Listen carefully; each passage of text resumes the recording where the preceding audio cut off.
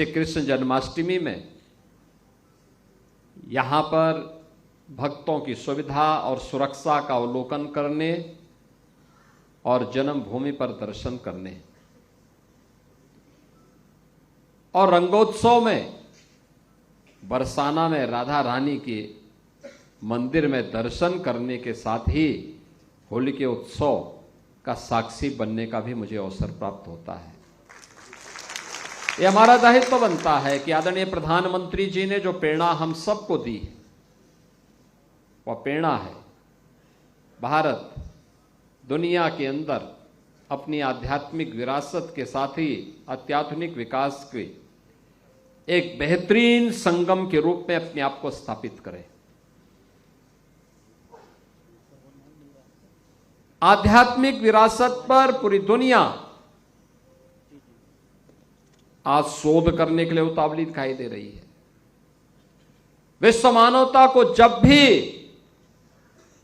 संकट के दौर से उभरना होगा, वह भारत की इस आध्यात्मिक विरासत को ही अपने जीवन का हिस्सा मान करके ही अस्थायी शांति और सौहार्द की परिकल्पना को आगे बढ़ा सकता है। और उसे आगे बढ़ाने के लिए यह सौभाग्य हम सबको प्राप्त हुआ है। आज हमारे माननीय जनप्रतिनिधियों के प्रयास से, माननीय सांसद जी, माननीय विधायकगण, महापौर जी, जिला पंचायत अध्यक्ष, अन्य सभी सम्मानित जनप्रतिनिधियों के सहयोग से जो भी प्रस्ताव यहां के लिए स्वीकृत हुए,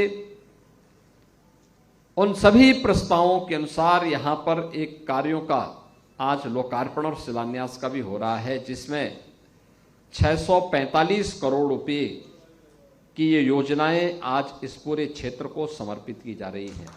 मैं इसके लिए भी मथुरा, वृंदावन, बरसाना, गोकुल, बलदेव, गोवर्धन, राधा कुंड जैसे पावन तीर्थों से जुड़े हुए और इस संपूर्ण जनपद से जुड़े हुए आप सभी नागरिकों को, श्रद्धालुजनों को हृदय से बधाई देता हूं।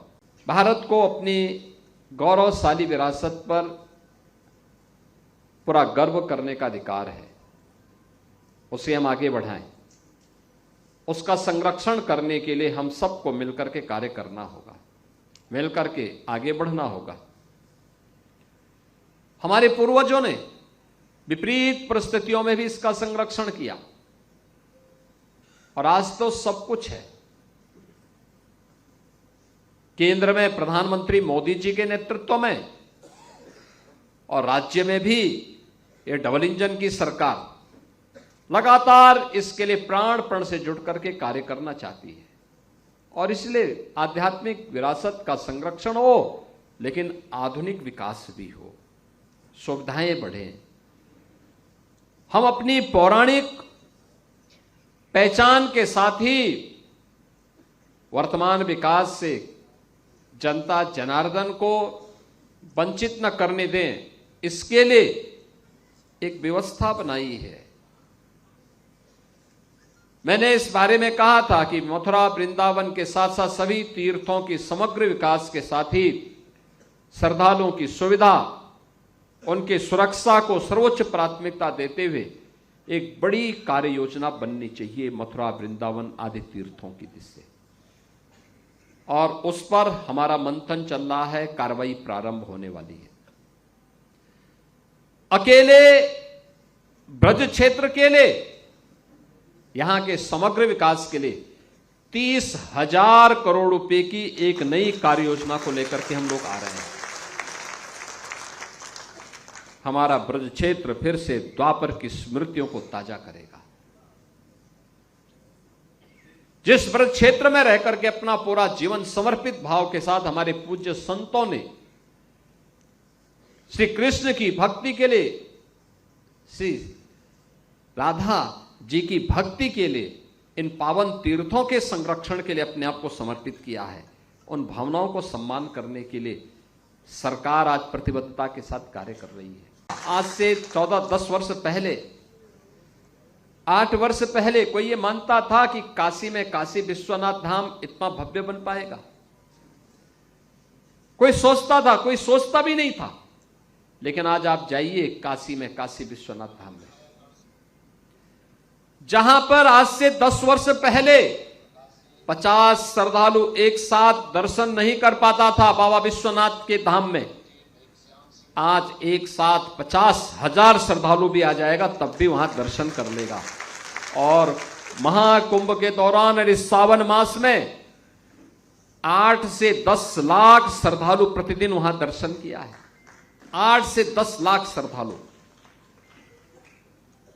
आज से 5 वर्ष पहले, 6 वर्ष पहले कोई ये मानता था कि अयोध्या में इतना विकास हो जाएगा? श्री राम मंदिर निर्माण के बारे में लोग कहते थे रे ये सब केवल एक जुमला है। जिन लोगों ने जीवन भर जुमला ही पढ़ा है उनको ये भी संकल्प जुमला लगता था। लेकिन बहन और भाइयों, आज आप देख रहे होंगे अयोध्या धाम में श्री राम जन्मभूमि पर भव्य मंदिर बन चुका है। रामलला फिर से विराजमान हो गए हैं। अयोध्या त्रेता युग के स्मरण करा रही है। और अगर काशी में और अयोध्या में विकास उन नई ऊंचाइयों पर पहुंच चुका है तो योग माया का जन्म तो हुआ था इसी धरा पर। आप कभी विंध्यवासिनी धाम में जाकर के देखिए, वहां भी एक नया कॉरिडोर बन गया है, भव्य कॉरिडोर बन गया है। मां गंगा की अविरलता और निर्मलता के बारे में चौधरी लक्ष्मी नारायण जी भी यहां बता रहे थे। पहले लोग कहते थे कि गंगा जी का जल, आज से 10 वर्ष पहले लोग कहते थे कि गंगा का जल आचमन तो दूर, स्नान लायक भी नहीं। ठीक बोल रहे थे, ऐसे लोग बोलते थे। लेकिन आज प्रधानमंत्री मोदी जी के विजन के कारण, उनके नेतृत्व में नमामि गंगे परियोजना के माध्यम से गंगा जी अविरल भी है, निर्मल भी है। और महाकुंभ प्रयागराज ने साबित करके दिखा दिया है। लगभग 67 करोड़ श्रद्धालुओं की वहां उपस्थिति इस बात का साक्षी है कि जो भी आया संगम में पावन आस्था की डुबकी लगा करके महाकुंभ की सफलता को नई ऊंचाई पर पहुंचाया। हम लोगों ने 2019 में प्रयागराज कुंभ के उपरांत इसी वृंदावन धाम में वैष्णव कुंभ के भी आयोजन के साथ हम जुटे थे। उसके उपरांत उस आयोजन के साथ हम जुटे थे।